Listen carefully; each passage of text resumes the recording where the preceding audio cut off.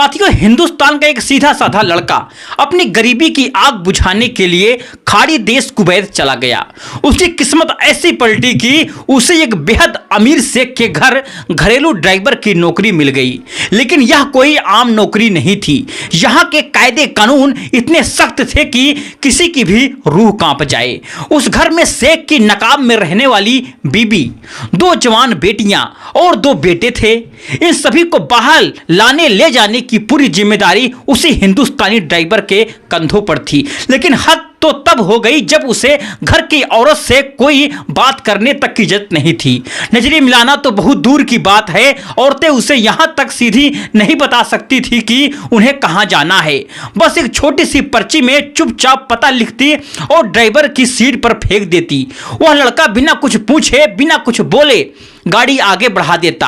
हालांकि उस घर की सभी औरतें हमेशा सिर से पैर तक की पूरी तरह से ढकी रहती थी। हाथों में दस्ताने, नाखून तक नजर नहीं आते थे। लेकिन कहते हैं कि ना दोस्तों, दिलों में पहरा नहीं लगता। एक दिन शेख की बड़ी बेटी एक पर्ची लेकर के आई और हमेशा की तरह ड्राइवर की सीट पर फेंक दी। जैसे उस लड़के ने पर्ची खोली, उसके पैरों के तले जमीन खिसक गई। फिर भी वह चुपचाप गाड़ी स्टार्ट करके उस पते की तरफ आखिरकार बढ़ गया।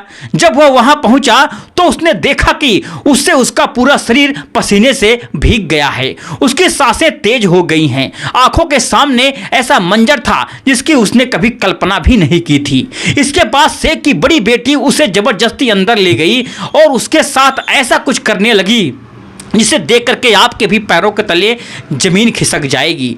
तो दोस्तों, इतने सख्त कायदे कानून के बावजूद उस हिंदुस्तानी ड्राइवर और उस अमीर खानदान की बेटी ने वह कर डाला जो करना नहीं चाहिए था। लेकिन असली कहानी तो अब शुरू होती है। तो दोस्तों, आगे क्या हुआ जानने के लिए चैनल को सब्सक्राइब और जरूर करें और वीडियो को लाइक भी करना ना भूलें और कमेंट में अपनी राय जरूर दीजिएगा। दोस्तों, अमन वर्मा नाम का एक सीधा साधा लड़का जो अपने घर की हालत सुधारने के लिए कुवैत कमाने चला गया। वहां जाकर के उसे एक अमीर कुवैती व्यापारी के घर हाउस ड्राइवर की नौकरी आखिरकार मिल जाती है और उस मालिक का बड़ा कारोबार था और पैसों की कोई कमी नहीं थी। उसके घर में कुल 6 लोग थे, बीवी, 2 जवान बेटियां और 2 छोटे बेटे। बड़ी बेटी की पढ़ाई पूरी हो चुकी थी जबकि छोटी बेटी अभी यूनिवर्सिटी में पढ़ रही थी। दोनों बेटे धार्मिक स्कूल जाते थे। मालिक की बीवी और बेटियां अक्सर बाहर जाने के लिए जिद करती थी जिससे उनका काफी समय बर्बाद होता था। इसलिए उन्होंने सोचा कि घर के लिए एक भरोसेमंद ड्राइवर रखा जाए। जब अमन नौकरी के लिए आया तो मालिक ने देखा कि लड़का बहुत शरीफ है और भोला भाला है। इसी वजह से उन्होंने अपनी पुरानी बांग्लादेशी ड्राइवर को हटा दिया और अमन को काम पर रख दिया। अब अमन मालिक की बीवी और बेटियों को बाजार और दूसरी जगहों पर ले जाने लगा। छोटे बच्चों को रोज स्कूल छोड़ना लाना भी उसी की जिम्मेदारी थी। धीरे धीरे अमन घर के हर छोटे मोटे काम में शामिल हो गया। उसकी नौकरी अब अच्छे से दातियों चलने लगी थी।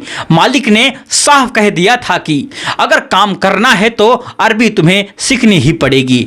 अमन ने साथियों 2-3 महीने में ठीक ठाक अरबी आखिरकार सीख ली और थोड़ी बहुत इंग्लिश भी सीख ली। लेकिन घर की महिलाओं से बात करने की इजाजत उसे बिल्कुल भी नहीं थी, ना मालिक की बीवी से, ना ही उसकी बेटियों से। वह सिर्फ मालिक और उसकी बेटों से ही बात करता था।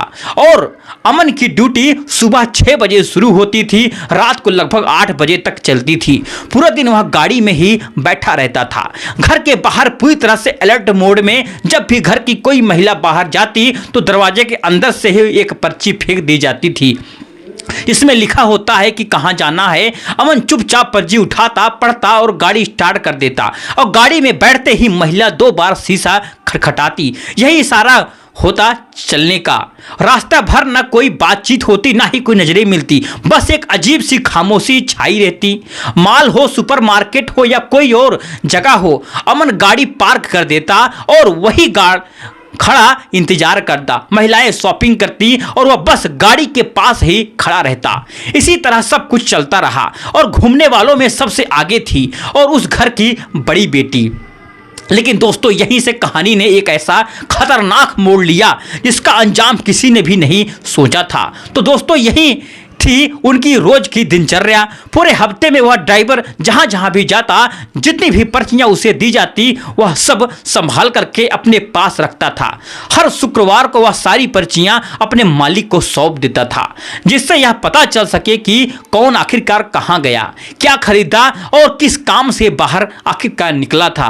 अब साथियों, इसके बाद मालिक घर में क्या पूछताछ करता है क्या नहीं, साथियों वह एक अलग बात थी। लेकिन ड्राइवर को साफ साफ हिदायत थी कि एक भी पर्ची गुम नहीं होनी चाहिए। अब साथियों, एक दिन की बात है, गाड़ी में बैठा इंतजार कर रहा था, कोई आएगा और फिर निकलेगा। यही तो सोचते सोचते वह अपने पर्स में ढूंढने लगा। उसने हफ्ते भर की सारी पर्चियां सीट पर निकाल कर रख दी। उसी वक्त घर की बड़ी बेटी, जिसका नाम आफरीन था, उम्र करीब लगभग 25 साल, वह बाहर आती है और हमेशा की तरह एक पर्ची ड्राइवर की सीट पर फेंक देती है। लेकिन दोस्तों, उस वक्त सीट पर पहले से ही 100 से ज्यादा पर्चियां पड़ी थी। नई पर्ची उन्हीं में मिक्स हो जाती है। आफरीन पीछे गाड़ी में जाकर के चुपचाप बैठ जाती है। ना उसे कुछ बोलना था, ना उसे कुछ पूछा जाना था। अब साथियों, ड्राइवर परेशान हो जाता है और सोचता है कि आखिर कौन सी पर्ची आज की है। फिर वह खुद से सोचता है यह अक्सर एक ही जगह जाती है, शायद वहीं की पर्ची होगी। अब बिना साथियों कुछ पूछे वह उसी तरफ गाड़ी बढ़ा देता है। फिर करीब आधे घंटे बाद जब वह वहां पहुंच करके गाड़ी पार्क करता है, तभी आफरीन को समझ आता है कि यह तो गलत जगह ले आया है और वह सोचती है कि यहाँ क्यों लेकर के आया है। और इधर ड्राइवर सोच रहा है कि वह उधर क्यों नहीं रही है। वह पीछे देख भी नहीं सकता था, कायदा था पीछे मुड़ना मना है। साथियों, 5 से 10 मिनट बीत जाते हैं, तभी उसके दिमाग में ख्याल आता है कहीं सो तो नहीं गई। वह धीरे से बीच वाले शीशे में देखता है और जो वह देखता है उसे पर उसके पैरों के तले जमीन खिसक जाती है। साथियों, पहली बार आफरीन शीशे में सीधे उसी को आखिरकार देख रही दोस्तों, और पहली बार उसने अपनी हिजाब चेहरे से हटा रखा था। ड्राइवर बुरी तरह से घबरा जाता है। यह पहली बार था जब उसकी और आफरीन की नजरें मिली थी। वह तुरंत अपनी नजरें झुका लेता है, दिल जोर जोर से धड़कने लगता है। कुछ देर बाद वह फिर शीशे में देखता है। आफरीन अब भी साथियों उसे ही देख रही थी और इशारों में पूछने की कोशिश कर रही थी कि यहां क्यों लाए हो। जब साथियों दोनों एक दूसरे की बात नहीं समझ पाते हैं तो आफरीन मोबाइल में टाइप करके आखिरकार उसे दिखाती है, तुम मुझे यहां किस लिए आखिरकार लाए हो। साथियों, ड्राइवर कुछ नहीं बोल पाता है। उसे समझ आ जाता है कि उससे कुछ बहुत बड़ी आखिरकार गलती हुई है।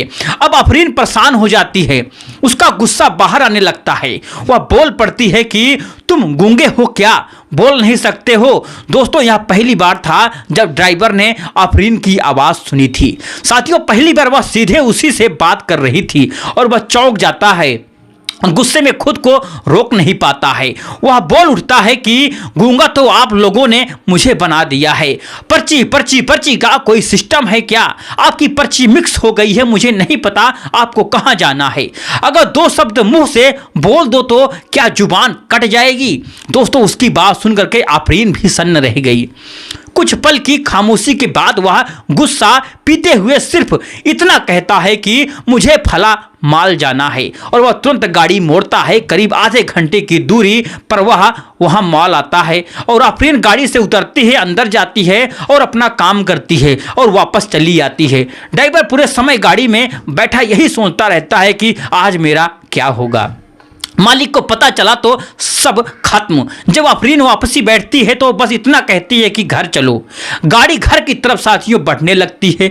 ड्राइवर धीरे धीरे शीशे में देखता है और डरते डरते वह कह देता है, सॉरी मैडम, बहुत बड़ी गलती हो गई है। आफरीन चौंक जाती है और तुरंत कहती है कि क्या है, गाड़ी रोको, साइड में लगाओ। दोनों अरबी में दोस्तों बात कर रहे थे। वह गाड़ी साइड में रोक देता है। आफरीन कहती है कि अब बताओ क्या कहना चाहते हो तुम।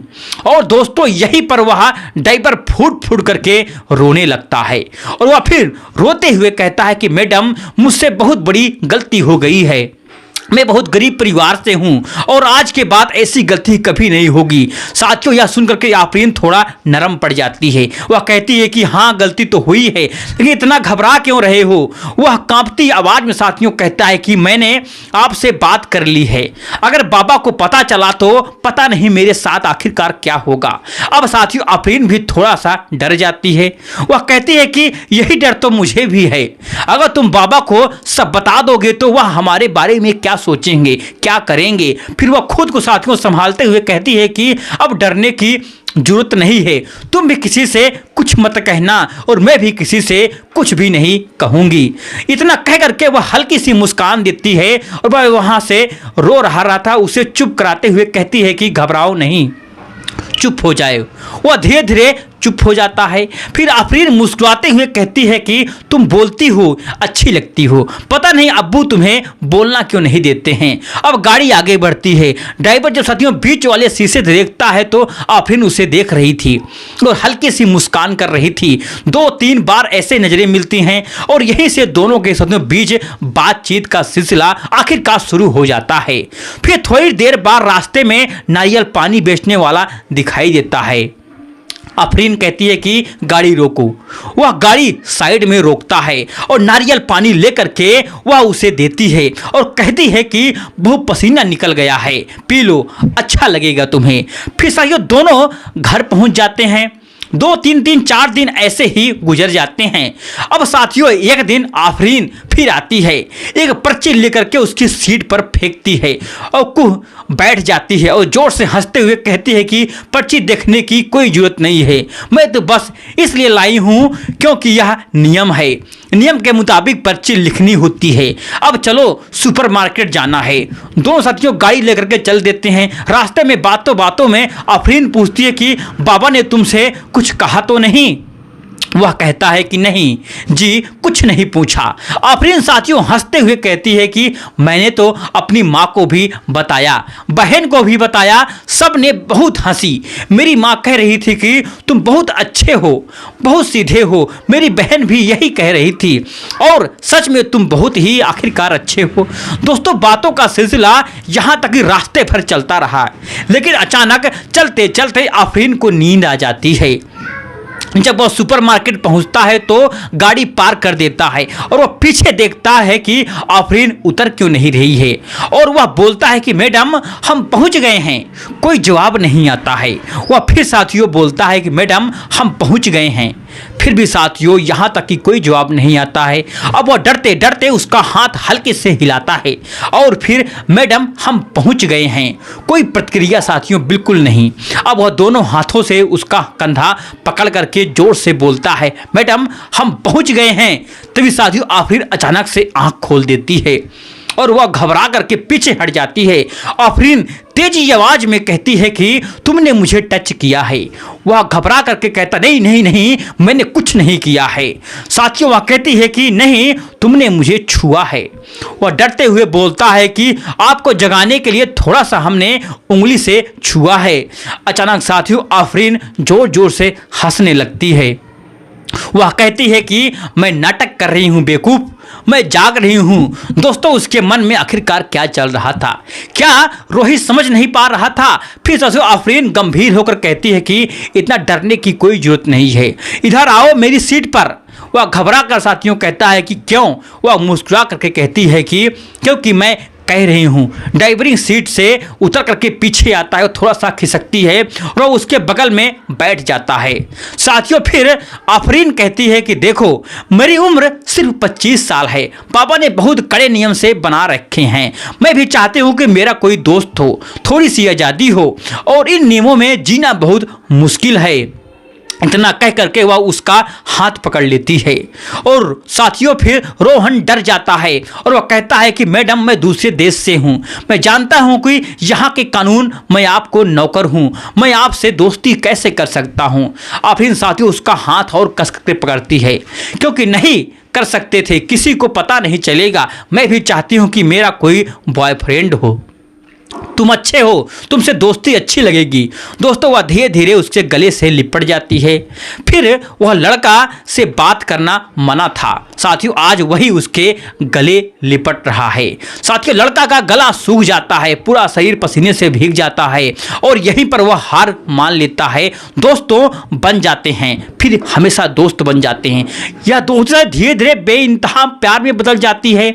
लगभग 1 साल तक किसी कोई को खबर नहीं मिलती है, लेकिन एक दिन आफरीन की माँ को सब पता चल जाता है। आफरीन पूरी सच्चाई बता देती है और कहती है कि इस लड़के की कोई गलती नहीं है, सारी गलती माँ मेरी है।